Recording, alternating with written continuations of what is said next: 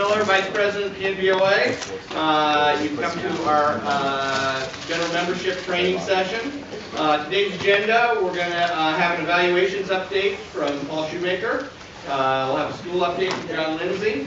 A recreation update from Ms. Fitzpatrick. And Nick Bike will talk about apprentices.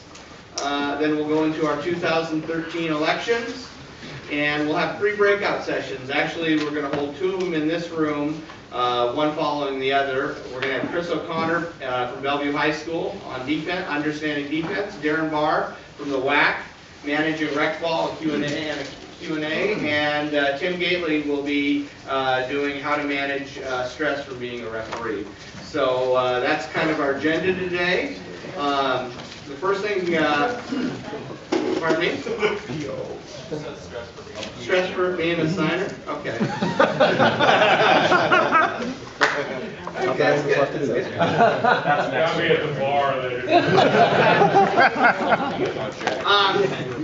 Everything being what it is, I don't know if all of you know, I believe it was last week, Ramon Cunningham's daughter passed away of sickle cell anemia, and her name was Dominique. She was 20 years old. Apparently she was healthy and everything. They didn't know anything that had happened, you know, and we all have loved ones in our lives, and we've, you know, lost some people that we care about. So just, I'd like to have a moment of silence and tribute to those folks.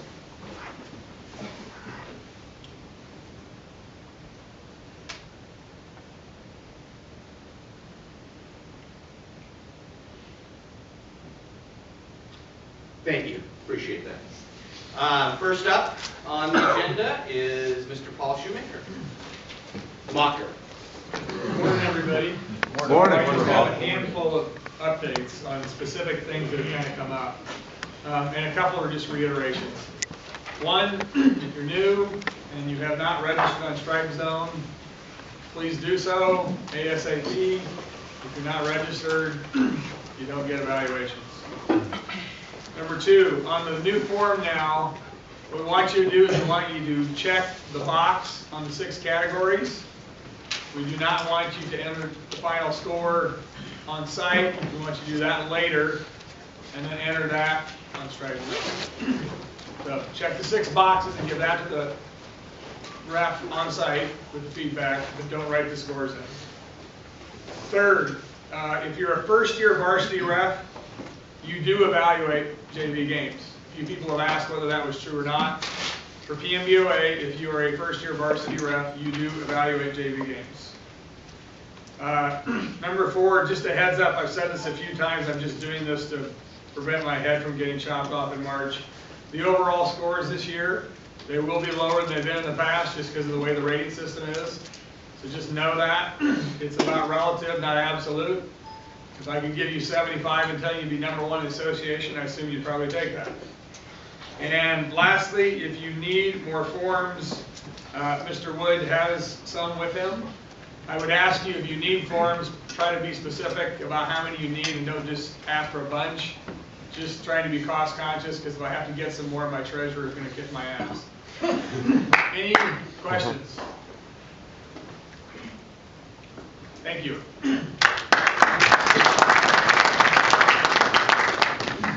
Thank you, Paul. As this, Paul, what do you have to leave right now? Yeah. Okay. Paul is also running for the board, and we're going to, each member is going to have 2 minutes to speak, but since he has a engagement he has to get to, we're going to have him come up and do this 2 minutes right now, if we could do that.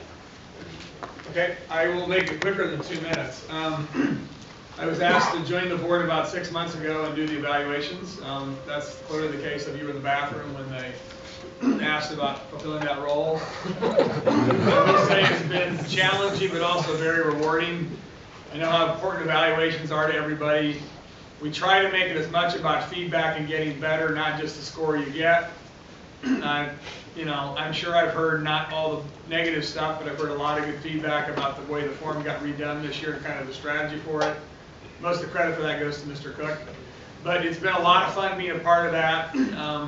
what I hopefully bring to the board is that experience and bringing sort of a new perspective and energy to it. And then broadly, in my career, I've been on many boards, both nonprofit and for-profit, so I have a lot of experience with governance and being a part of leadership on boards, and have a business background and bring that to the board as well. So, like everybody, I love the game. It's been great serving on the board, and I would love to continue to serve you guys in the future. Thank you.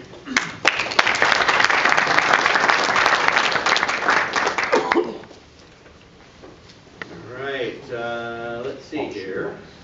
Pulling up my PowerPoint on my, apologize, on my phone here. Let's get Mr. John Lindsay, please.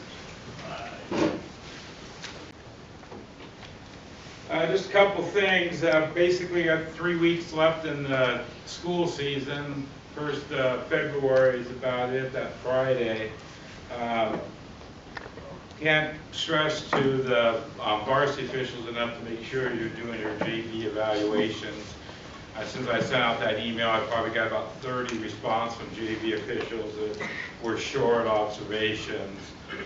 So any night that you have a JV game in front of your varsity game, be it a Wednesday, a Thursday, a Saturday, please make that. So a lot of these officials that are on the JV list are also working varsity games. For the girls are working staff games for boys and girls on Friday. So the only observation days that really are available are Tuesdays, and then whatever Thursdays and Saturdays we have. So just please get out there. I know the 60%, your obligation to get your observations of all your total games, but if people can do more than that, it really helps the whole group. And the JV officials, if you don't have your 8 sheets in, or there's a problem with getting enough evaluations, please let me know. I'll send out another mass email to the whole group, but please let me know if you're short. If you're a varsity official, I have exactly how many observations you have. I've got a couple of people that are problem officials that only have 1 or 2, but everybody's pretty much on target with 3 or 4. Next Tuesday, the first person will get their 5th observation. Following after that, what's that, the 15th? So between the 15th of January and the end of the month, we should have all 90 varsity officials have their 5 observations. If not, we'll finish them up that first week of February. Ejections. We've had a couple issues with the crew chief issue and the ejection process. Ejections, if I'm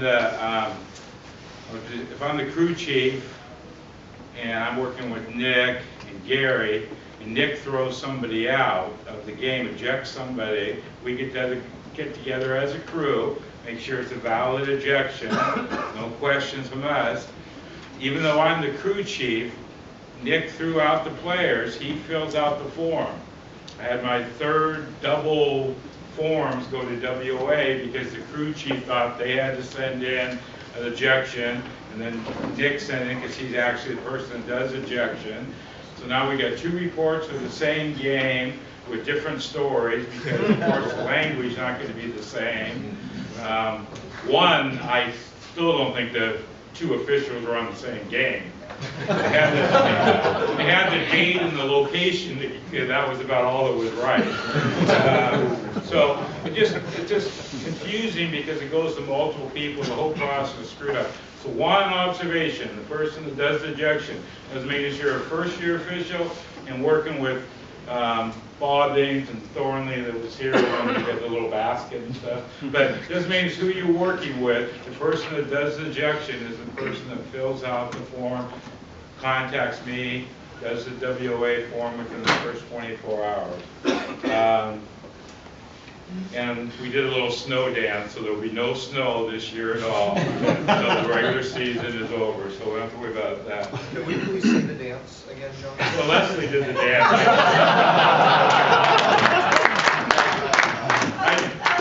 I dressed her up, and we're going out for drinks tonight. It was really special.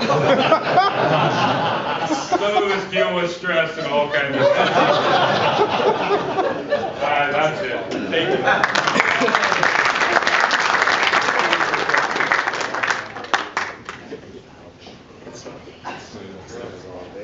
All I have, huge weekend next weekend. It's the biggest weekend of the year for youth fall. We've got Jeremy Eggers' Martin Luther King tournament. We've got Sean Connery's Martin Luther King tournament. We've got games, probably 500 games between Saturday, Sunday, Monday. That's when we need your little lunch boxes. I need you to work 4 games at one spot, take a break, and go to another spot and work another 4 games, please. They're all cash. I haven't. Cash? They're all cash. Tournament aren't, they're not in yet, so I can't assign them yet. I'll probably be working on those hopefully Monday, Tuesday. So. Seahawks play next week? Yes. Yeah, playing next week. So anyway, I need your help, please. And I had a cancellation for tomorrow. If anybody wants to work tomorrow, I could use help at Timbercrest Junior High. And I have somebody looking for help today. If anybody's available today at 1 o'clock at CFR Christian, please let me know after. But thank you. Everything on rec ball side has been going wonderful. Thank you.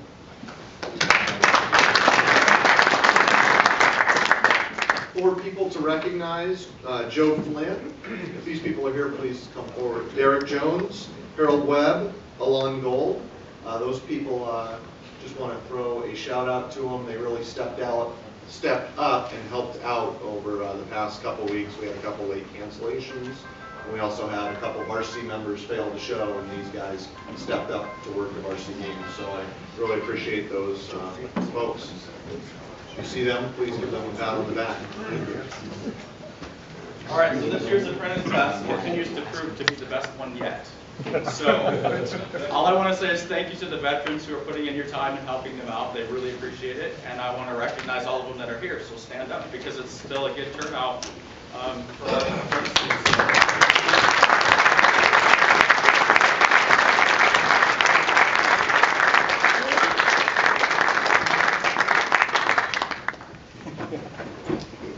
Andy. Back in time 10 years? Yeah, I know. I made a mistake. 2003. I guess I'll have. Is it a correctable error? Okay, good morning, everybody. So, I want to just quickly talk about the elections process for 2013. As everybody is probably aware by now, we are moving to electronic voting. So we were not voting today at the meeting. Okay, so I just want to go over quickly how the process is going to work. It's going to be very simple, and hopefully it will go very smoothly. So essentially what's going to happen is around 4 o'clock today, somewhere in that neighborhood, don't quote me the exact time, you're going to receive an email. Okay, in that email will be a link. Click on that link, it opens up the survey. Okay, we're using SurveyMonkey. For those of you that are familiar with that. Basically, there's 2 sections. There's the Board of Directors section, okay, and then there's the amendment section. So we'll just quickly go over each. Shortly, all of the candidates for the board will come up and give their little spiel very quickly. There are 6 candidates, plus any that come from the floor. You will vote for 3. The system will only let you vote for 3. Okay? If you try and vote for more or less, it will prompt you to do it right. Okay, so you're going to vote for 3. There are 4 positions that are available, or 4 positions open, I should say. The top 3 vote getters get 3-year terms. The 4th highest vote getter gets 1-year term. Okay. After you do that, at the bottom there are 3 constitutional amendments that have been submitted this year. They all have to do either with some modifications, some clerical modifications to the Constitution, or some additional changes to allow for some additional voting. And I think Doug and Tim will speak to that here shortly. They are simple yes, no amendments. So you simply click yes or no, and then you'll hit submit, and your vote is registered. Okay? You'll have 72 hours from the point that you receive the email to register your votes. Okay? In addition to that, there is a voter's guide that is posted on our website at pnboa.org. In that voter's guide, it lists each candidate that's running for the board with a picture and a brief bio, okay? And then also each constitutional amendment and some detail behind what's changing, some rationale, that sort of thing, okay? So please educate yourselves, take a look at that information, make sure you're familiar with that. And that's essentially the process. One note of caution, if you don't receive the email, please check your spam folder or your trash folder. Sometimes those things tend to filter in there and you don't even realize that you didn't receive it. Okay? Gary? Can this email be forwarded to somebody else who can vote? Have all kinds of votes from outside the association? I don't believe that is possible. I suppose the link could be forwarded, but I don't think it will work. But we'll validate that. Each link is tied directly to your email address. Thank you, Tim. That was the other thing. We are pulling email addresses from Arbiter in the recreation account. So if you have a new email address that you want to update, I suggest you get in there and do that this morning or early this afternoon. So you do get that email correctly. In the rec? We're using the rec account. That's Okay. correct. Everyone is listed in the rec account. Correct. Okay. Any questions on that? Pretty simple process. And then the results will be communicated via email at some point shortly after the 72-hour window is closed. Correct. Okay. Any other questions? Great. Thank you. Per bylaw and Constitution, I'm going to open up the floor for nominations for the board. I have a dumb question. Yes. Who's already been nominated? The people who have chosen to run are Rick Dunstan, Jeremy Lazowska, Andy Reiswig, Paul Shoemaker, Rodney Thornley, and Mitch Williams.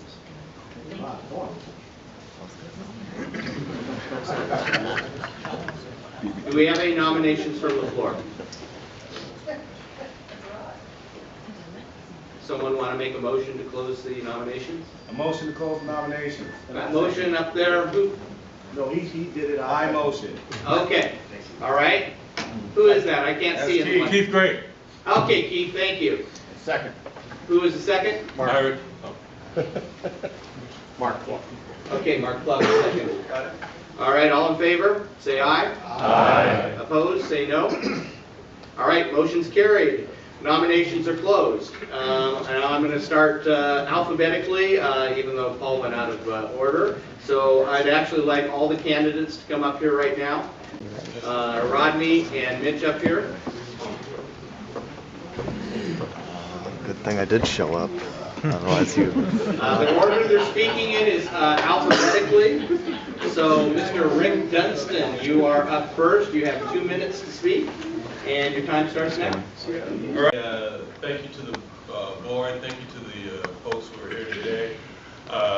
With a lot of encouragement, a lot of coaxing, I've been asked to put in my nomination for the board. This has kind of been a long time coming.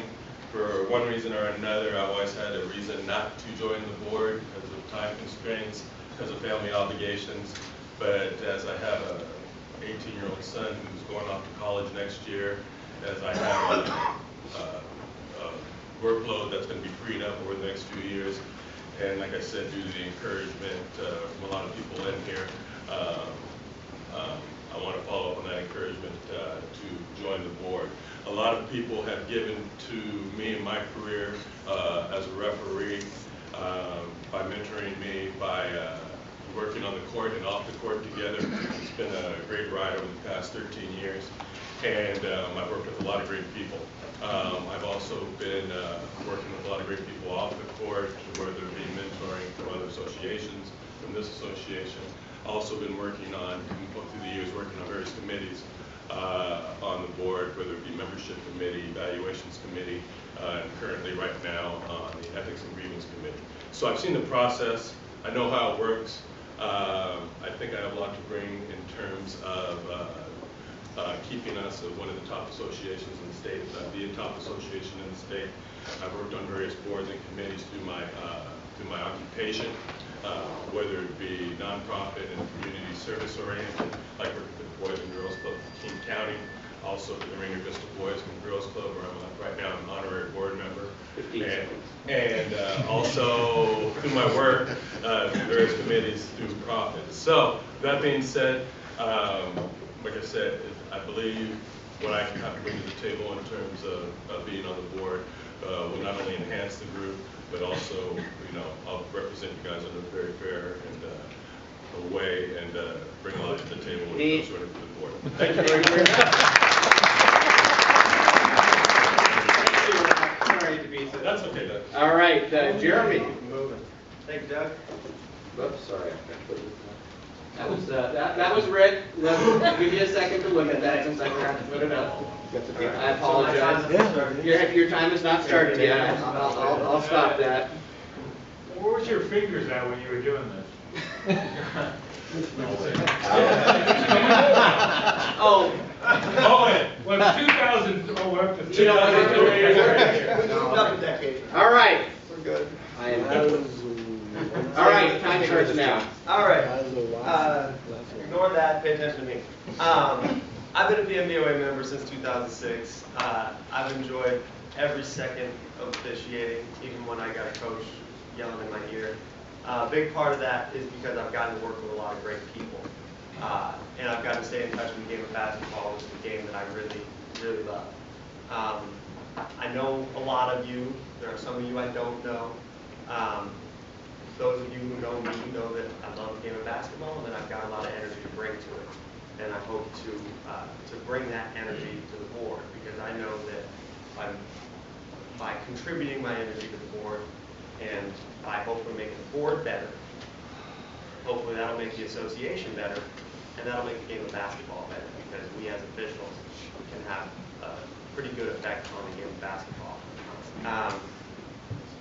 When I'm not screwing up a game near you, I'm a trial attorney, and I think that brings a lot of things both to the basketball court and I think to the boardroom as well. My ability to communicate and my ability to speak publicly, and my ability to pretend that I know I'm right even when I'm not sure. I think all of those are important aspects on the basketball court and the boardroom. And I hope to just do a good job against them. Thanks. You have 30 seconds. Mr. Andy Reiswood. All right, well, good morning again. Hopefully everybody knows who I am. I'm currently the secretary of the board of directors, have been for the last 2 years. Prior to that, you got my name right, right? Prior to that, I worked in the membership capacity, so I've done a number of roles on the board. A couple of things I just wanted to touch on that I think are goals for me coming up if I get reelected. I think we have an opportunity here to help make the organization more user-friendly. And by that I mean, I think that there's ways that we can streamline processes, make things easier for you all as officials, so you can go and do what you do best, and that's officiate basketball, right? So I think there's opportunity there, and that's one of the things that I'd really like to focus on in the upcoming board year, is to be able to find what those ways are, whether it's through technology, whether it's through streamlining processes, to allow you guys to do what you do best. And I think that's really important. You get bogged down in an organization of our size with a lot of process. It's just the nature of what we do. But I think there's opportunity there. And that's one thing that I think is really important. The second goal and objective is that I believe we need to continue to really focus our energy and resources on training and development of our officials. Nick does an incredible job with the apprentices. He really does. We need to take that and continue to push forward with everybody in this association. And I think that there's opportunity in ways that we can do that, where we're affording you opportunities for training and be able to develop you guys in a way that will keep us as the top organization in the state, which I think we are. People envy us for our ability to train. 30 seconds. And I think that there's clearly opportunity to improve, and I think there's a great chance that we can continue to remain at the top of our game, the top of the state game when it comes to training our officials to be the best that they can be. That's it. Thanks. I appreciate your time. Here, if you want to gander at Paul Shoemaker's, just real quick. We already spoke. Mr. Thornley.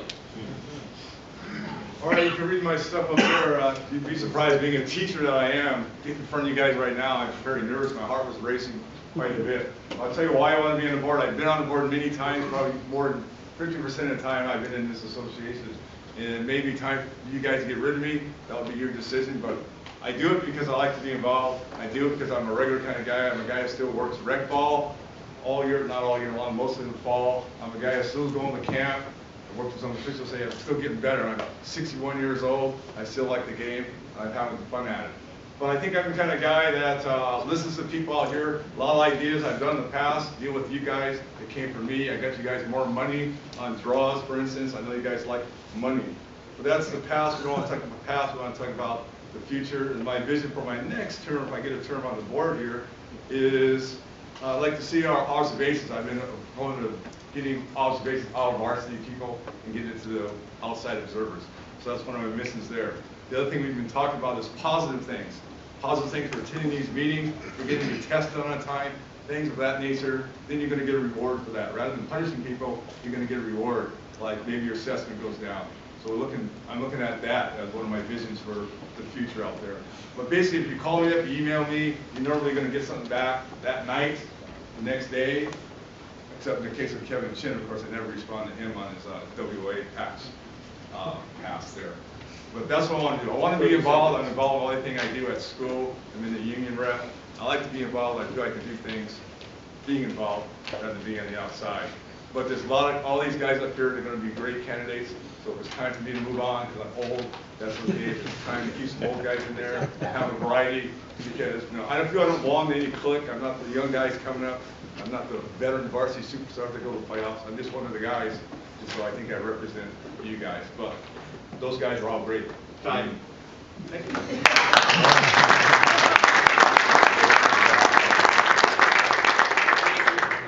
Mr. Mitch Williams. Morning, everyone. I'm Mitch Williams. I've been a member of the PMBOA for about 3 years, and I've been actively involved in the South End helping the apprentices, working with Nick Michael on that. I've also helped Andy Reiswig with his technology committee, so I have some experience with how to navigate the social media and other avenues that we've been working towards improve to help communicate with all of you. One thing that has really just stood out to me is the last few years starting to go to camps and starting to wander outside of just this small referee community. I've noticed just the number of people that have approached me to explain how great we have it here in Seattle and how great of a support net we have here. And I couldn't agree more. There's so many people in this room currently that I know I could call at the drop of a hat if I need help or support, and I've actually done that, and it's just been incredible. So my goals for the association are to attract and retain the top talent, and also to continue to improve the relationship between the PMBOA and SOWB, and also, like Andy said, continue to improve the training, because we have some real top-notch training here. It might not be readily apparent, but this is kind of the new hotbed for officiating in the United States, I believe. In the past, I think it was areas like Philadelphia and the East Coast. We were seeing a ton of West Coast guys from the Seattle area that are stepping up and really making some great strides in refereeing. I don't know if this matters at all, but no wife, no kids that I know of.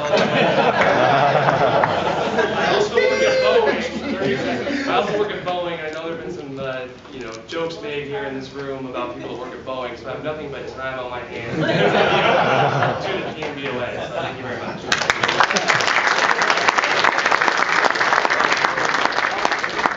I just want to thank each of these candidates for running. I think we have a great group here. It's the future of the PMBOA. When us old guys, old members get off the board, and trust me, the time is coming. So thank you very much, each and every one of you, for running. We appreciate it.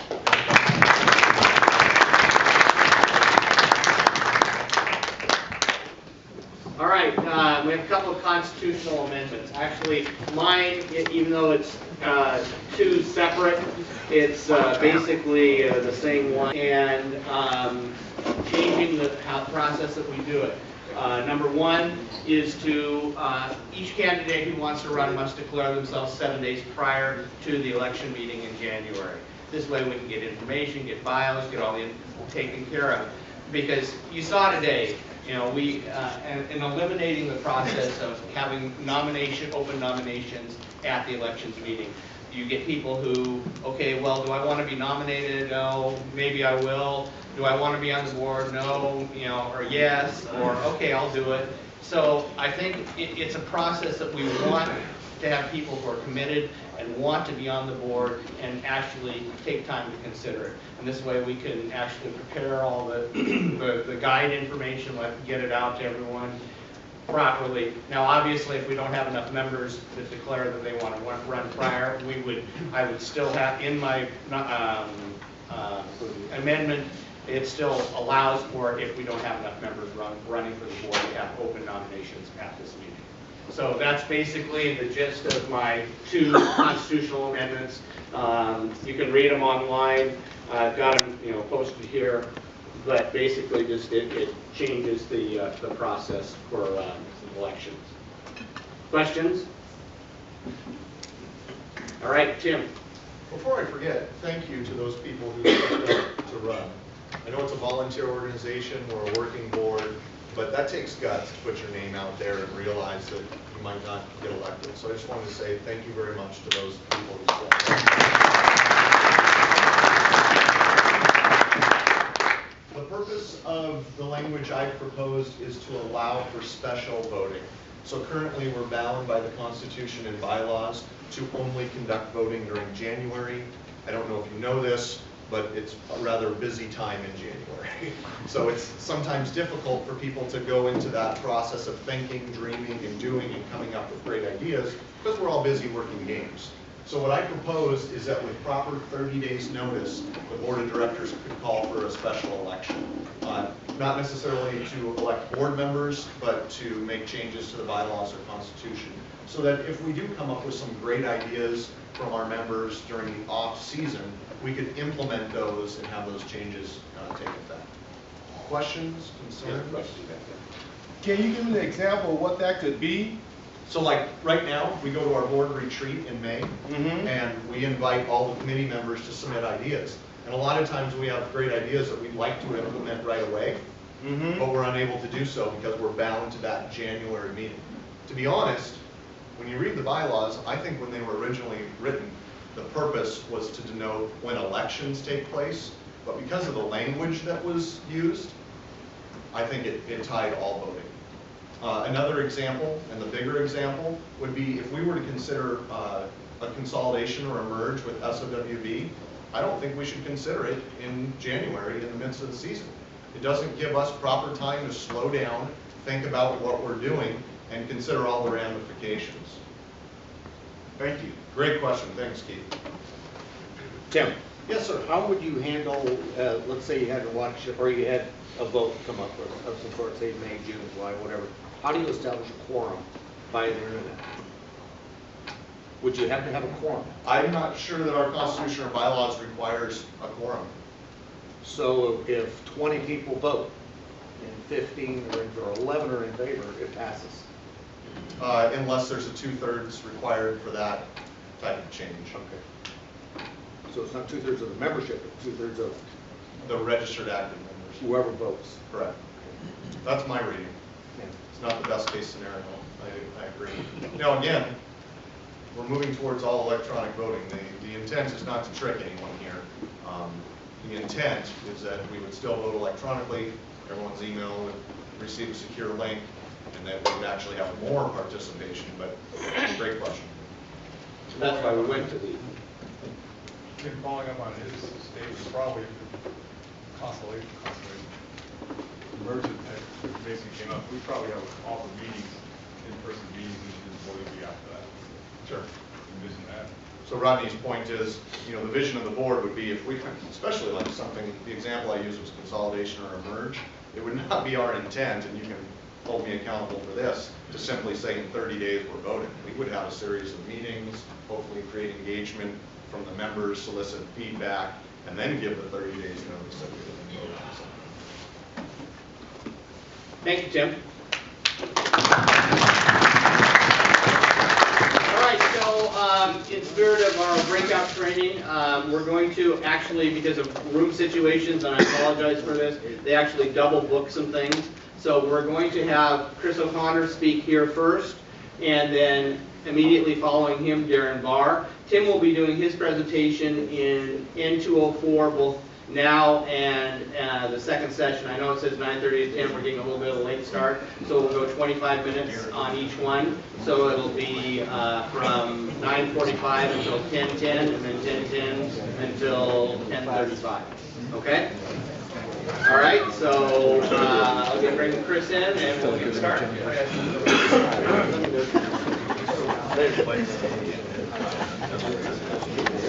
More important question. Head coach of Bellevue High School. I probably should have checked this. Is your game go okay last night? And where are you tonight? Outside. Yeah, I heard that rumor. So. But he's going to talk about defense and how he teaches defense and understanding defense. And so, you know, I'm sure he'll have some. You guys will have some questions. And he's brought a guest. That's Alex Strem. Was assistant coach with us now for 2 years, and I'm sure you guys remember him as a player. He played at UCLA for 2 years, and now he's helping us. All right. So I guess I'm here to talk about the way we teach defense. But in particular, I wouldn't mind, you know, if you guys have some questions as far as when you're repping the game, you know, difficult situations like post play, you know, what you're looking for, or any kind of more physical contact on the defensive end. Because there's certain situations where we try to get a lot more physical. Okay, so like to give you an example, when we have a smaller team, we're playing a team with a big guy, and he's in transition, running down the court. You know, we'll tell our guys, so he can't just go right down the block and establish position. We'll tell him to bump him a couple times down the court, just to slow his process down. You know, without being dirty, but just getting right in front of him. You know, maybe just checking him once, hands up, chest bump. You know, 3 times or so before he can just go all the way down to the block. All right, so I don't know if you guys recognize that much or see that much, but you know, in reality is when you got a 6'8" kid that's a lot stronger than your other kids, you know, you've got to do something to prevent him from just walking right down the block and establishing the position. Okay, so it's just kind of something to look for. It's not like, you know, we're trying to be dirty or anything like that, but you have to. I mean, just think about it. If you're 6'8", 230 pounds, and in high school, sometimes the 4 or 5 man might be 6'1", right? And he's like 180 pounds. I mean, you're not going to win that battle. Okay, so you got to do everything you can beforehand to prevent him from just posting up down low. Do you ever see that at all that much? Yeah. And you know, sometimes you know you got to get real physical, just depending on how much bigger the guy is. But for us, the way we teach defense. I feel our program the last 7 years, like defensively, we've been one of the best defensive teams around. I mean, our kids play really, really hard. They have to. You know, a lot of times last 2-3 years we haven't really had a lot of offensive power, but what's kept us in the game, what's kept us, you know, one of the top teams is our defense. Okay, we score a lot off our defense, and we're physical and we play hard, and you know, depending on who the officials are, kind of dictates, you know, how we play.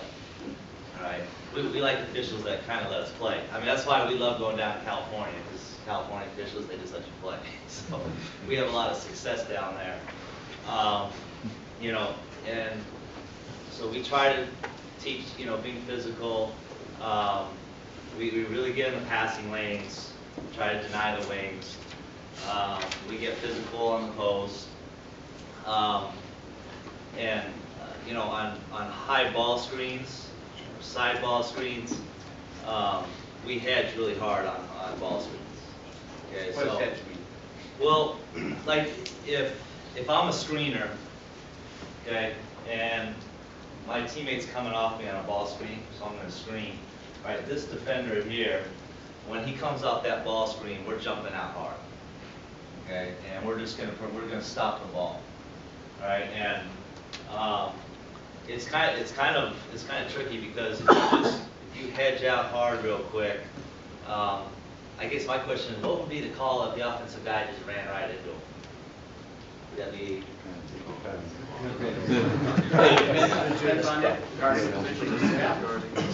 So like Alex, come up here for a second. So like, if I'm the dribbler, right, Alex is setting the screen, he's the defender on the screen, okay? So.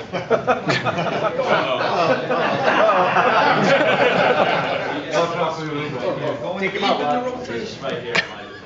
So when I'm going off this screen here, we teach this guy to hedge out hard, okay, to prevent this guy to just have to back out.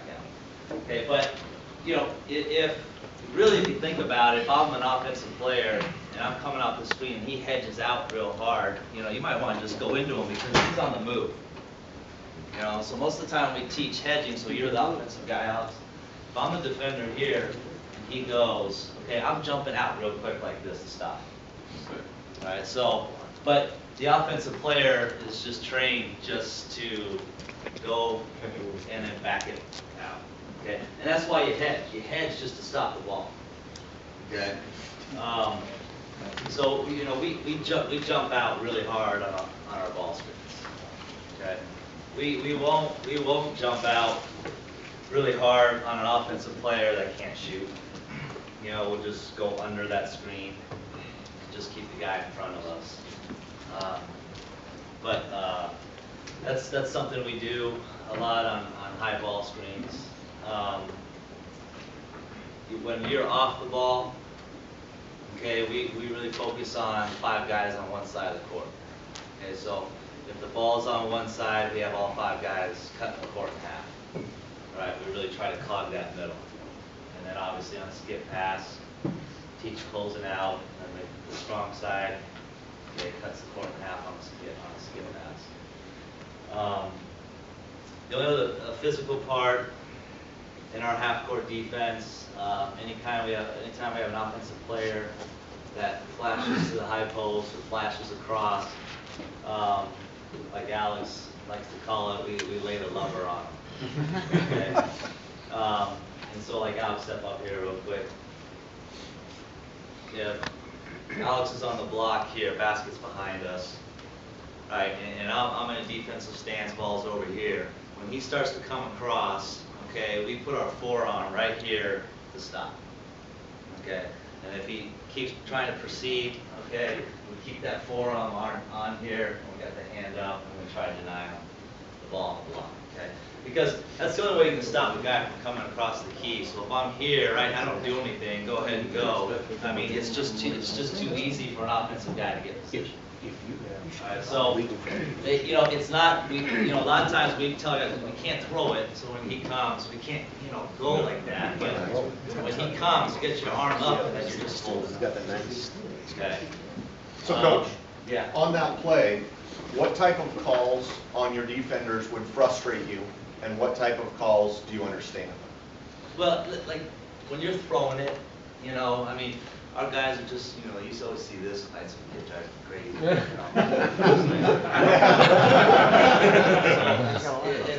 Yeah, you know, it's most of the times because they throw it, you know, and you know, we always teach our kids to get their hands up, play their hands up. So now when he comes, you're just like this.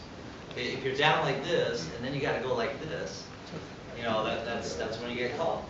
Yeah, I mean, most of the time, and it's the little things in basketball that matter the most. If you're a defender and you're playing with your hands up all the time, you're not going to get called for anything. You know, but if you're down like this all the time and you're trying to reach, you know, and put your arms up, then you're going to get called. So we try to really focus on our kids always playing with their hands up, because you won't get called as many fouls. Yeah. You mentioned that you like going to California because the officials let them play. Are there specific plays that they're allowing to continue, or, you know, how are they helping the game flow better, in your opinion? They don't call as much, and they, you know, a lot of times they have 2 officials, So they don't see So they just don't see So they, I mean, and I would imagine they gotta do a ton of games, you know? There's just so many high schools down there. The bottom line, they just don't call as much. You know, they just, it gets real physical. Okay. So there aren't certain plays that they're calling differently in your opinion? No, they just don't call them. Okay. So, yeah. So I guess, how are you teaching your kids, when they're hedging hard, what, you know, are you teaching them to establish position before that contact's made, or are they still kind of coming out and moving into the offensive player as that player's, you know, Carolina does a lot of that too. They hedge really hard on high ball screens. You see a lot of contact up on the top of the key there. Yeah, And a lot of times it's a defender initiating contact, jumping at the offensive player. You know, and so how are you teaching your team to approach that? Are they coming off and attacking the player and initiating contact, or are they kind of jumping out and interrupting, you know, his path to the basket? Yeah, so like if Alex is the screener, and it's a good question because when he's screening the ball here, you gotta remember, if I hedge out too early, this guy's gonna slip. Right. And go to the basket, okay? So it's like a last minute thing. So if I'm the defender here and the ball's coming over the screen, okay, it's almost like a last minute thing. You've got to jump out the last minute, okay? And that's why I'm saying, like, I wish I could just tell my players on a ball screen and they're gonna hedge, just go right in. Okay. You know, because you're moving and they're coming. So it's gotta be a foul on defense, you know? Whereas if he's just standing there the whole time and go into him, that's a charge. Right. You know, but for whatever reason in basketball, that play, every offensive guy that comes off the ball screen always just backs out. Right. You know? So it's just something we teach, like at the last minute, you're going out to stop the ball. Just hedge hard at the last minute. And on the other end, you know, when teams are hedging really hard on you guys, are you teaching your players to create contact on that hedge? We teach him so on that screen right here. So when he hedges hard, here I come, and he's hedging hard. We're teaching inside out and getting around that. Okay. Yeah. So we want to keep running our play, keep attacking the basket. I should point out that's one of our first-year officials asking that question. So there's hope. It's good because there's a lot of contact on hedges, you know, and it's hard, like, oh, was that a charge or was that, you know, I mean, it's like, it's tough to make a call just like that. Yeah. I've noticed that to combat the hedge, we're seeing a lot of like dribble handoff type things, and then the person who is handing the ball off then to the guard usually is kind of setting a moving pick by bumping the defender. Have you guys implemented that at all? Yeah, but you see a lot more teams running dribble handoffs. So like, if the basket's there, I'm at the point, you got two wings. When I dribble at a guy and I hand off and then I move and set that screen. Mm-hmm. That's happening more than ever because it's hard for the defense to communicate, and it's easy for the offensive guy to catch the ball and either shoot it, okay? Because like if Alex is on the wing, and I'm coming at him and I hand off, his defender's here and I just step here and screen him. He can shoot that, okay? But the toughest part is the communication between this guy I'm screening and the guy that's guarding me. You know, are you going to switch it? Are you going to stay? Are you going to fight through? You know, what are you going to do? And that's a tough call too, because when I dribble, hand off, and then I move into a guy and screen, it's something that most officials don't call anything. You know, and I don't know the rules of officiating, but hand off and then go into a guy to screen. I mean, as long as you give him a foot or something, I'm sure it's fine. Is that kind of your understanding of it, or? So can I speak to that, Coach? Yeah. So let me ask the room, who should we be watching on this play? Defense. Let me ask the room, who should we be watching on this play? Defense. Why are officials choosing not to make that call? Because they're watching the ball. Because they're watching the ball in the offense, and they don't know where the defense started from. So how can you judge if the defense is legal if we weren't watching the defense to begin with? Now, the second part of this is, what do we do if we only have half the information? Leave it alone. Leave it alone. So we're not going to guess. We're going to have definite knowledge before we make the call. So let's ask Alex, from a player perspective, what have you been called for on that play that you felt was unfair? And on the reverse perspective, what have you gotten away with that you're like, wow, I can't believe we're missing it? Be honest. Unfair, sure, close. But I'll relate it to, because for example, I had a guard on my team my senior year, his name is Aaron Bright, and there'd be a few plays where we're in transition and it's slowing down. I'll literally just start running in front of him. I'll act like I'm just running to my spot, and I'll just get in front of his man.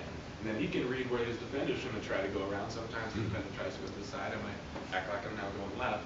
And that's never really called as a moving screen, because it looks like I'm just trying to run a transition to get to my spot.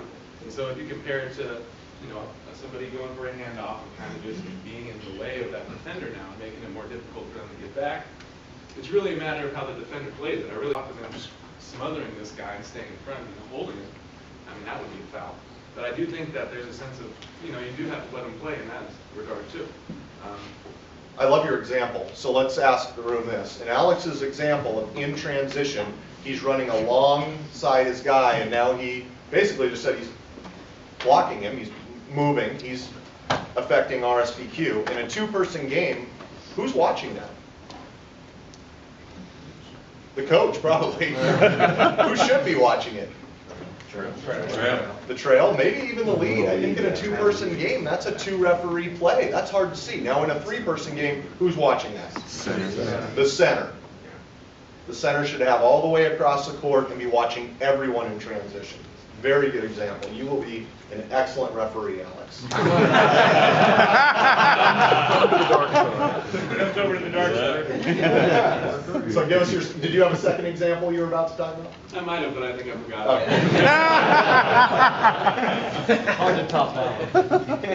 I have a question about secondary defenders defending the basket, fast break or lay-in. Ball handler has beaten his man.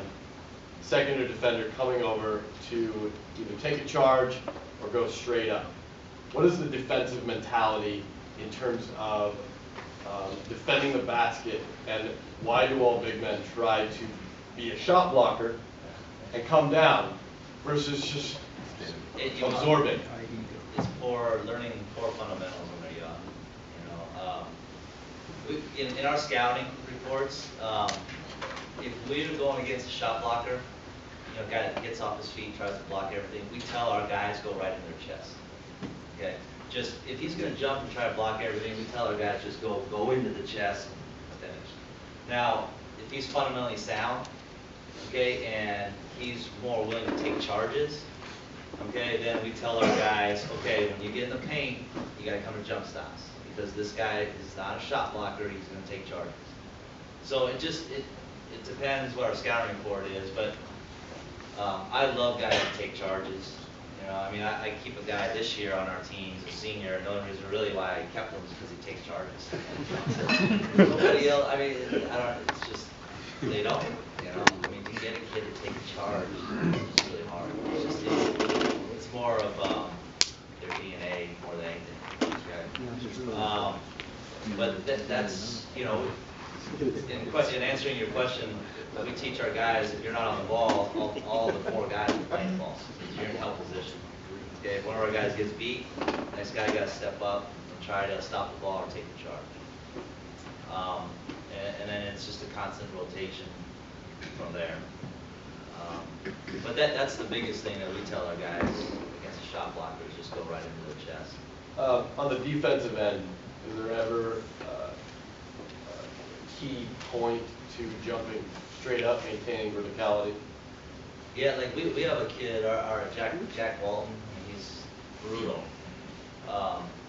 at getting into the guy with his chest and then putting his hands over, and we've just been trying to work with them, and we tell them wall up, make a wall, and just put your hands straight up to the ceiling and make that offensive guy have to take a tough shot. Okay, so like if I'm guarding Alex, okay, and it's just put your hands straight up like this, and make this guy have to take a tough shot. You know, I'll live with that if he makes a tough shot. But if you just have this and then you go like this, you know, I mean that's the reason why he's in foul trouble all the time, because he can't control his arms. You know. So that's something we definitely teach. Is that's the term we use is wall up. So just put your hands to make the guy have to take a tough shot. Yeah. How much do you talk to you guys about adjusting to whatever the referees are calling that night? Yeah, I mean, if it's being called really tight, obviously, you know, we tell the guys not to be so risky, you know, and just get their hands off and just make them aware of it. But yeah, it's something we watch for early in the game, and then we tell the guys, you know, in the first quarter, kind of the way we see the game unfold. Yeah. So Coach, on that note, you know, we all know each other in the room, we're here to learn. Can you give us some positive examples of officials you like to see on your game because they both manage the game and make it fair, but that they also let you play so that our members can kind of get a good visual picture on who's doing it right? Bob Ain. You know, here's the thing I was going to bring up. I really enjoy working with any official that's willing to come up to you. You know, and you got to understand, like coaches, we have a lot. I mean, we get paid $5,000 a year, and we have all the stress in the world from parents and the expectations, especially a failure to win. Okay, so there's a lot of pressure, there's a lot of stress. And so like in the heat of the moment during a game, there are times we might be acting like we're crazy. But it's nothing against officials, it's just the competition. You know, and I think a lot of times when you see a coach just kind of acting like an idiot, you don't even want to go over and talk to him because he's being an idiot, you know. But even in that moment when an official comes over, it just diffuses everything. What makes it worse if you don't come over and talk? That makes it worse, because then you start yelling louder, and then you start being more of an idiot, you know.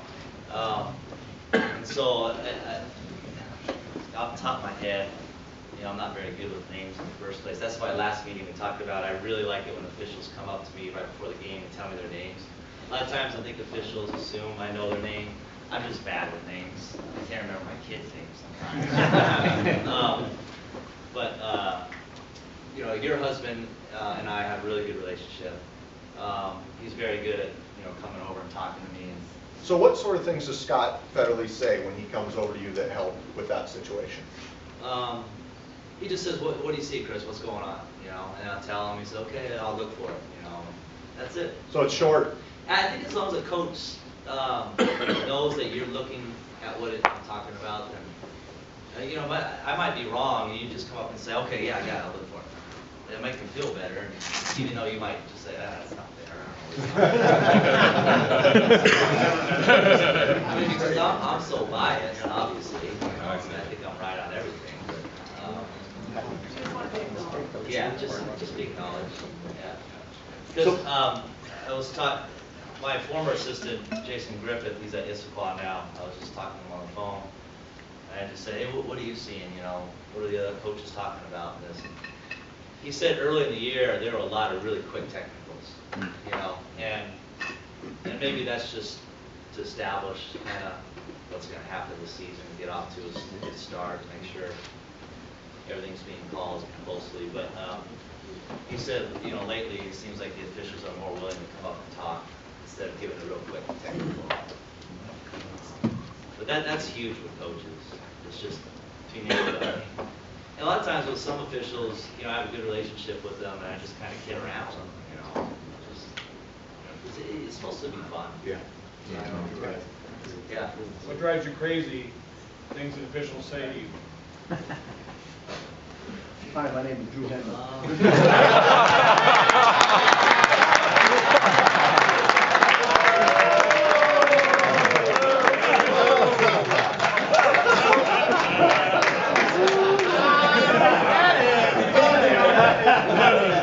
Oh, that's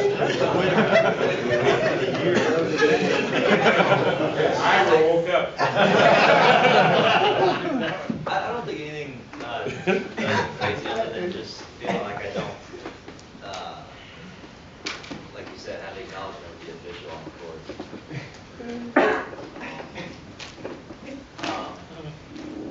Yeah, I can't really think of anything to say. I mean, like, that's my partner's call, that's not my call, you know. Yeah, no, I don't. Oh, I'll tell you something that's drives me crazy, and it's tough, because I was thinking about before I was going to bring it up today. When you got 3 officials, and you're in a close game, and you need a timeout, okay, you know, you got one official that's always running by your bench on the way back, and then you got one guy on the sideline, one usually back, and they're watching the inbound on a made bucket. On a made bucket, you got to get that timeout. It's crucial you get that timeout. Okay, but you guys are all watching the play, and you know, by the time you get the timeout and you recognize I'm trying to call a timeout, they already have the ball in their hands and you can't get it. So it's like, and that can really affect the game if you can't get that timeout right when you need it. Okay, so somebody like me, I try to save all of my timeouts for the second half. You know, because if I'm in a close game, I want them all at the end of the game.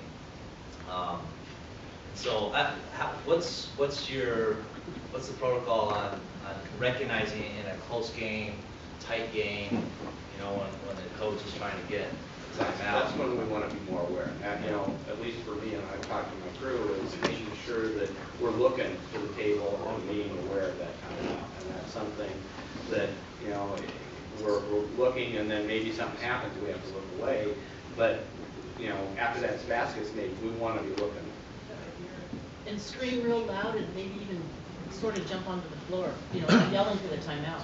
I think Good. in situations, and myself speaking, is that I'll recognize the situation. I'll actually go to the coach. I'll say, hey, Chris, you know, say it really loud. Say it because, you know, you're expecting to call the timeout. Just given the game situation itself, I think. And then also I've noticed that we've started to pregame that a lot more about being aware of coaches and when they want the timeouts. Yeah. Chris, we not only pregame that, but when that situation gets to that point in the game, that's dead ball officiating. A good crew will get together and say, hey, now listen, you know, Chris is going to be looking for a timeout on this, so we do talk about that. So I mean, you're aware of time, score, everything. Kind of we try to be. Yeah. Sometimes there's a lot of other stuff going on, and it's hard to be. But. We have one question here. I'm new, so being aware is one of the things that I've been training on this year. Last week I had a coach, as they were coming down the floor, say if they make a basket, I want a timeout. Yeah. So that helps a lot. Which is really easy in a free throw or dead ball situation, but like in transition and the game's live, that's when it gets really difficult. Because, you know, you guys are trying to call the game and sometimes Usually- it's loud and you can't hear or see. Usually when we have those play, you know, we talked about all 3 of us are focused on a play. Really in a 3-person game, you shouldn't have all 3 officials focused on what's going on with the ball. The new lead or the guy with the old trail usually should have an eye or an ear out, depending on whether they're across from the bench or by the bench for a coach who wants to time out. You know, sometimes though, you guys ask for timeouts at the most unexpected time. You've just gone on an 8-0 run, and now you're called. You know, I'm looking at the other coach for a timeout because you're the one who's asking for it. You know, and then there are other times, man, you just went down 8-0 and you're not calling a timeout. You know, so that makes it tough too. But as a crew and 3-person, somebody should be aware of what's going on at the bench, because we all shouldn't be looking at the play. All right. Well, we really appreciate you guys being coming. It's been great. Great information as always. We appreciate you giving back to us because we're trying to learn and we're trying to get better. So thank you very much. Both of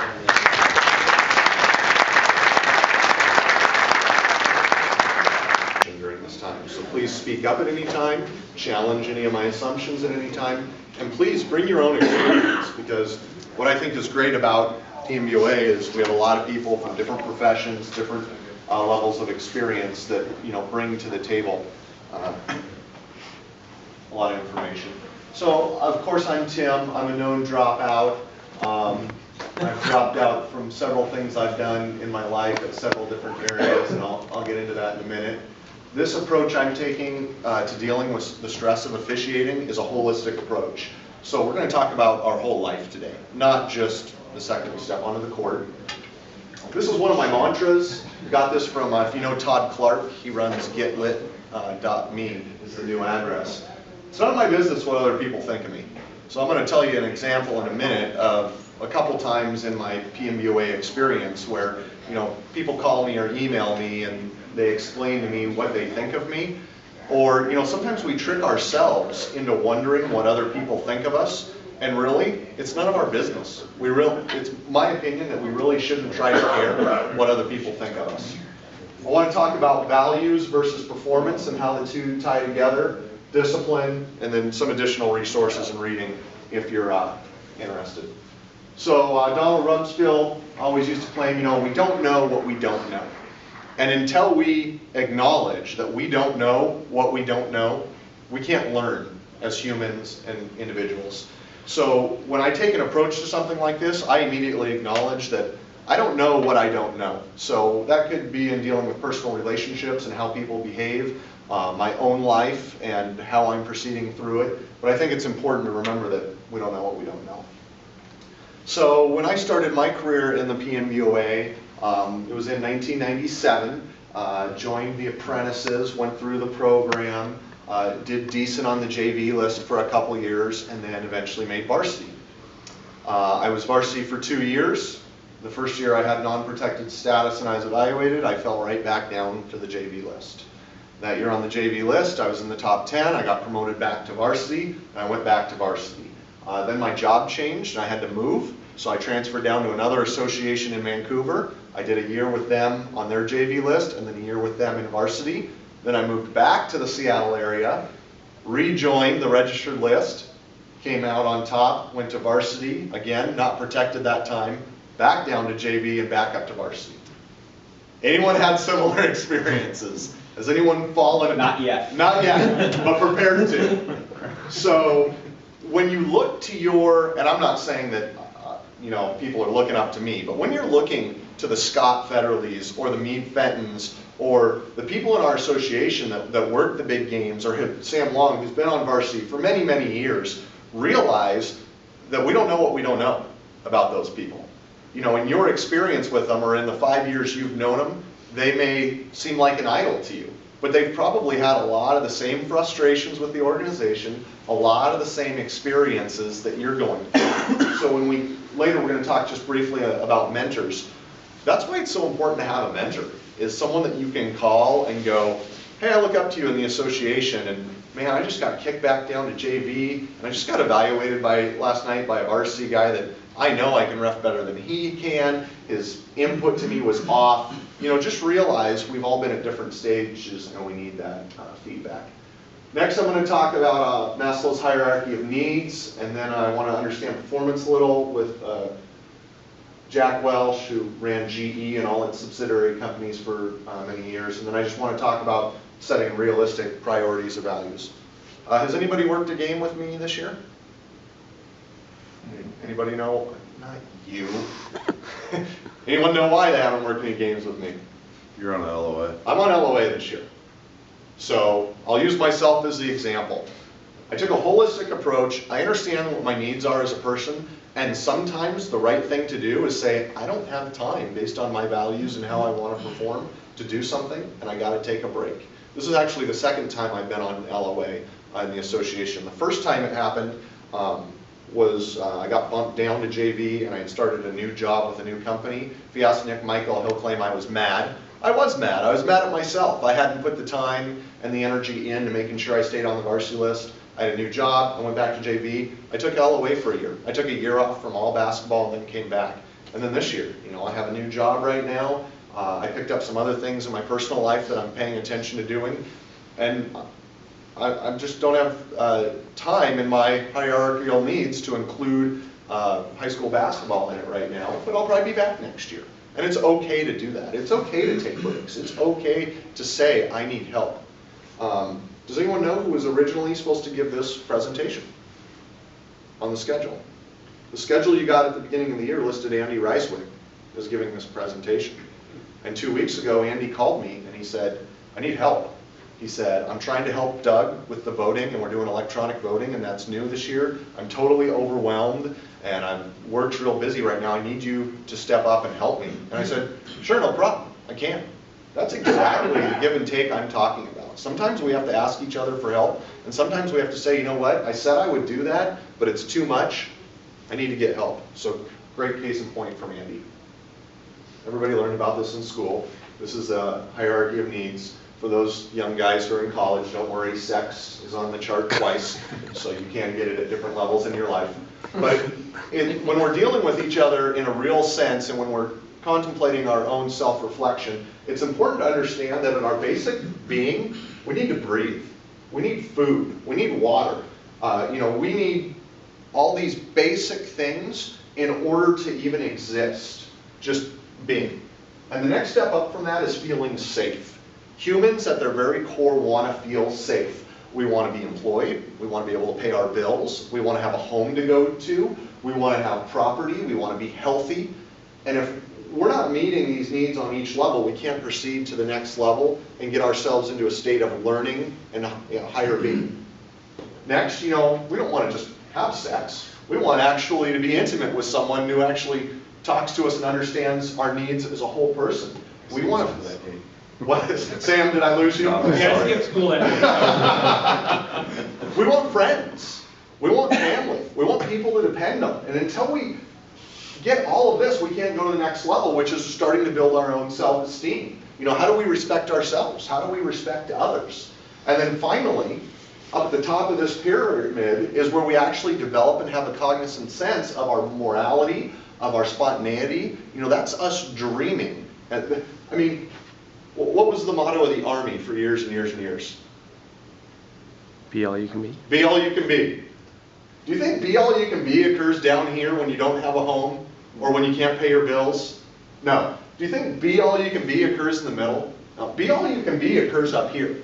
So if you're going to go out on the court and ref a basketball game, which is very complex, with other humans, with lots of social inputs, I contend to you that it's hard to do that until you're up here. This is by Stephen Covey. He'll sell you a great planner if you want it, the Franklin Covey planner.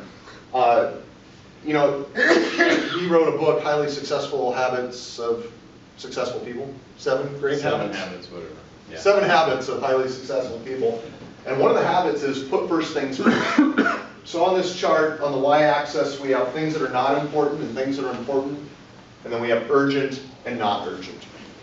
Someone described, in general, we tend to do things that are not important, but they're urgent because someone else is driving them to be done. And then a lot of times we do stuff that are not urgent and not important just because we decide to do them. We have things that are urgent and important up here, and it's really hard to get up into this number 2 box of things that are not urgent, but they're important for the long-term planning of our own success. So let's talk about some of the things that go in these boxes. If something is urgent but not important, how often do we deal with them? How many people interrupt what they're doing to check a text message? Is it urgent? Someone's created some urgency by sending to you, but is it really important? No. But we spend a lot of time in this 3 area doing those things. Level 4, TV, games, talking on the phone, trivial items in our lives. How much time do we spend in this lower half of the box doing items in the 3 and 4 box instead of doing things in this top box? And while we're doing these things, we're failing to plan for these things, and then things that we really should be planning and working on end up in the urgent important box, and it's a crisis. Oh my God, I've been using all this electricity, but I totally failed to plan that PSE is going to bill me for it, and now the bill is here and they're going to shut off my power. Now it's in this box, instead of spending time in this what I call the dreaming, thinking, marinating box. We do some of our best work when we have ideas and inputs from other people and we let it just marinate in our brain. How many people have woken up with an idea in the morning? By midday, can you even remember what the idea was? No, because we've gotten so busy doing level 3 and 4 stuff that we haven't allowed that idea to marinate and to collect other inputs from people to make that idea successful. So I think you have to set some values and rank them. And you have to figure out what are my personal values and what order do they go in. So if I have to choose between my marriage or working a basketball game, which one am I going to choose? Seems ridiculous, but I don't know what your marriages are like. I've been divorced twice. So at that point, Sam's on the varsity list, he's been divorced twice. Class is over. So Sam, talk to us about your values and how you decide what ranks where. In all seriousness, that actually didn't play a part in all that stuff. But it is a tough balancing act. And when I was younger, I was actually playing a lot of ball. I didn't start officiating until I was in my 40s, but you know, I was heavily involved in trying to do what you're talking about, and that is get a career going. Because I actually had a career at one time when I was in the business world, and tried to play a ton of softball, and you know, be fairly young and be married, and it was a challenge that I probably wasn't all that successful at, and I'm probably due in part to not really understanding how to prioritize. So I want to jump right to the gentleman behind you. Can you tell us a good story about how your values and priorities changed? So I think you have a great story to tell, because I've heard it. Which story? Either of them. Talk to us about your battle from a couple years ago and how that changed your values and priorities. Oh, yeah. Oh, well, let me start with the good news first. I got my CT scan back, 6 months, and everything's fine. Yeah.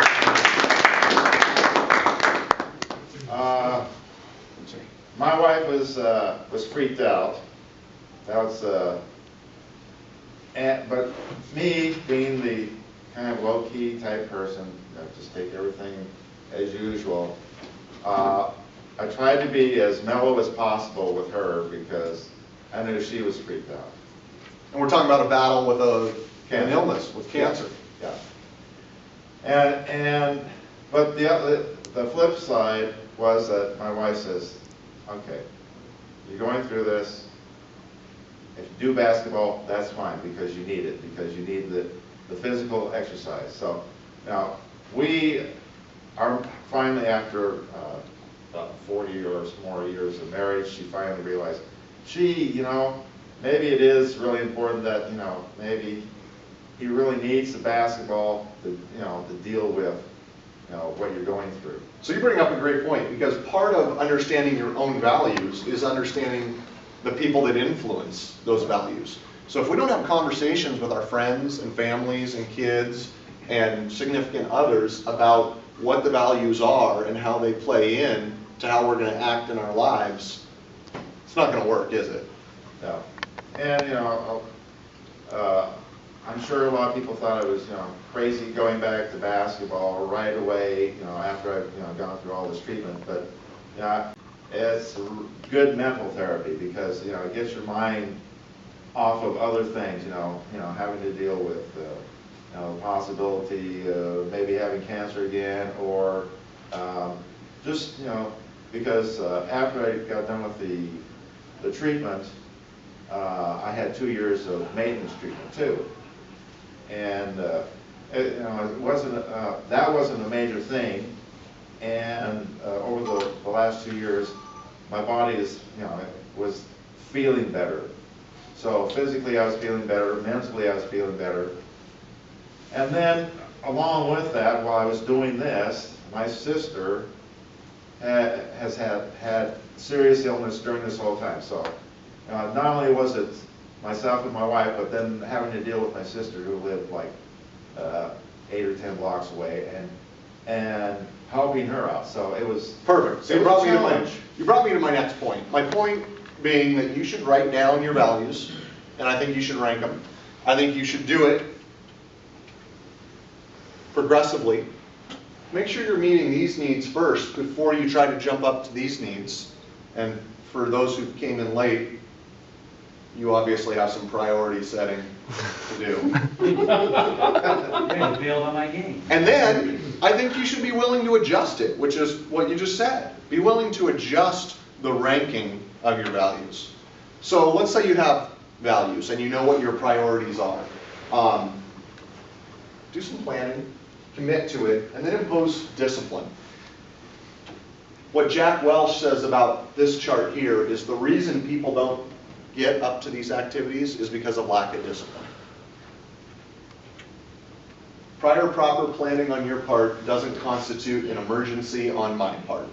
So what are some practical things we can do as basketball officials to ensure we're not creating our own emergencies? And I'll start with a couple of my own examples. One, my wife has complete access to my Arbiter account.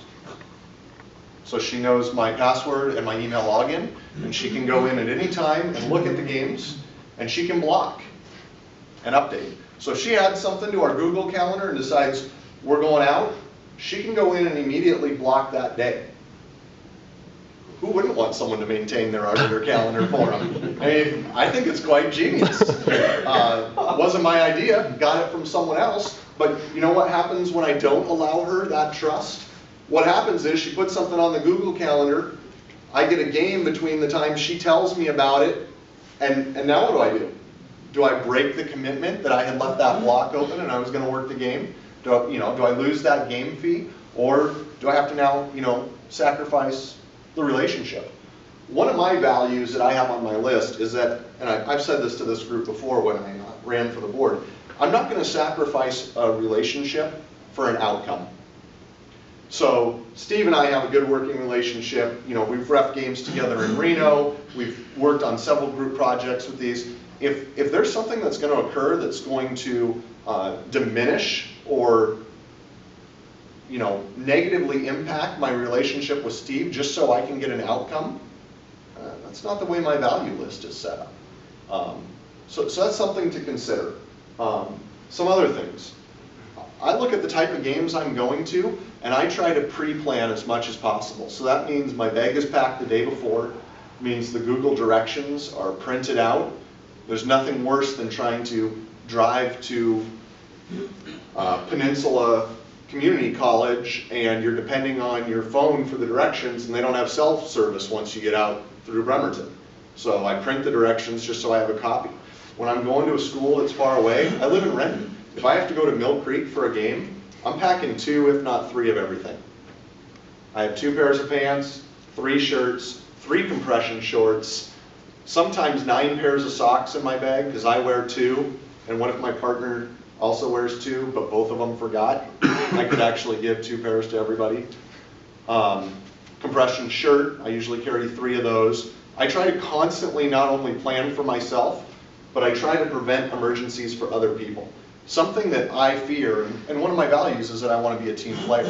Something that I fear is that I would have to go out onto the basketball court with someone who's a crappy official. Well, how many people have reffed a game with a crappy official? Well, you've all worked with me, so you've worked a game with a crappy official. So let's say you have a partner that you know it's going to be a struggle for them to keep up with the game or to keep pace with the crew. Isn't it going to be more of a struggle for them if they're processing an emergency? What if I can be the guy who my partner walks out on the court and he goes, oh my God, I don't have my whistle. And I go, that's no problem. I carry a spare lanyard and whistle in my pocket. You're good to go. Let's ref this game. Is he in an emergency anymore? No. He's ready to ref the game. That's holding to my values of the team concept. Hi, T-Mac. Hey, I'll see you down there so I didn't interrupt you. Thank you. Okay. We've gone over time. So throw out a few more ideas for me on things you do to help plan and prevent emergencies that might be helpful to other officials. Make sure you contact your partners well in advance. Calling your partners well in advance, not the day before. How about when we get the game? Where are you coming from? Can we carpool? You can establish a routine. Okay, everyone's going to have their own routine that works for them. Whether that's, and that can start the night before or the day before. Whatever the case might be, as far as, when you get your games and they start with when you're doing your blocks and routine helps. I mean, not to be obsessive compulsive about it, but to the point where, if it becomes a routine, it becomes kind of second nature. however you accomplish that. If you count for 10 players every time before you throw the ball in, are you ever going to miss if there aren't 10 players? No. Checklists in our head, routines. When does Arbiter send you the reminder for the game? It's 2 days. 3 days before. 3 days. It always sends it 3 days. I know those come in 3 days before. That's when I do my double checks. What else? For me, I work graveyard right now, and so it's making sure I don't get off till 8 a.m., home by maybe 9. It's getting sleep before I have to go watch the JV game. You know, and so that's my morning. So it's getting breakfast. I worked graveyard for 10 years. You have to schedule your sleep, basically, is what you're saying. And hanging towels over the windows because the blinds don't do it. Yep. So scheduling sleep, scheduling that downtime to allow yourself to get to quadrant number 2. What else? Over the last 2 years or so, while I was finishing my teaching degree, I would go to camps when everybody says games are done, let's go out. I go back to my room and learn calculus. Part of my value, part of writing down what I had to do was learning how to say no to the peer group that I wanted to get to know better, but for the long-term goal of now I'm done teaching, now I have to find a job. Oh, but now I also have time to go out and hang out with people. Learning how to say no was terribly hard. By saying no, you're consciously making the decision to get yourself to that second quadrant and purposely eliminating these tasks. This is a great point, Aaron. Sorry, apologize. Hi, Eric. I see you. Because the only way we can stop and allow for time to operate up here is if we stop doing or eliminate some of the items in 3 or 4, and that takes a conscious decision. Yeah. What else?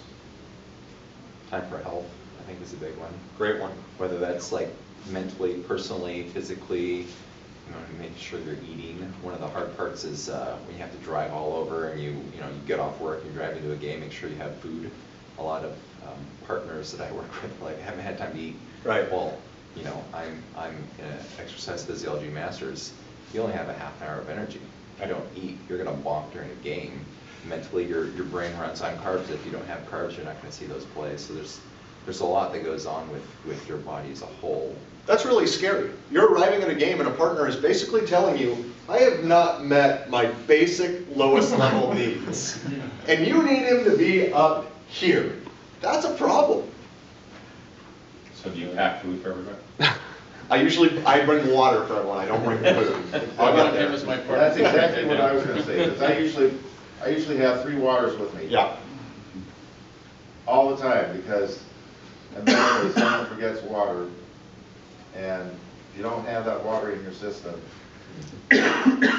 halfway through the 4th quarter, all of a sudden you got a cramp or something. And a 6-pack in the back of the truck. Now we're doing 2-person. So give me some examples of how people in the room are planning for their success next year. Give me some examples that you're doing now, which are going to make you successful for next season. Video breakdown. Video breakdown. Camps. Figuring out what camps. Part of planning to go to camp is a money issue. You need to figure out now where you're going to get money, $300, to go to ECOA this summer. FYI, that's where we want you to go, is ECOA. That's tough to do. What else? Never getting out of shape. Not allowing your body to get out of shape. That's a great one. Adjusting my diet so that, as we get older, we need certain things more than what we used to need, like sugar or whatever. Because when I was on the chemo, went in and found a list of foods, and it's so important to have, things like Greek yogurt, veggies and stuff, just to keep the sugars in your system balanced. Sure. So let's get out of here. Here's the resources that I recommend. Great book, 7 Habits of Highly Effective People. This is Todd Clark, PMBOA members website. It used to be called fireundereverybutt.com. Now it's called getlit.me. He writes a blog with a lot of helpful tips. He has calendars you can download that, you know, challenge you to stop doing some of those 3 and 4 quadrant stuff. So there's a challenge he has, which you can download Todd's calendar, and it says, for the whole month of February, only check your email like you would check snail mail. So instead of allowing your email to be an interruption, check it at 10 a.m., sort it, respond to it, close it. Check it one more time during the day at 5 p.m. Sort it, delete it, reply, close it. Instead of allowing it. He's just got a lot of great tips. He's got a lot of motivational stuff on the website. I highly recommend it. TED.com, we've played some of those leadership videos and conversations in PMBOA meetings in the past. Mentoring is a two-way relationship. I've heard a lot about mentorships and people saying, you know, I called this guy and I asked him to be my mentor and he never got back to me. Well, move on, because it's not going to work.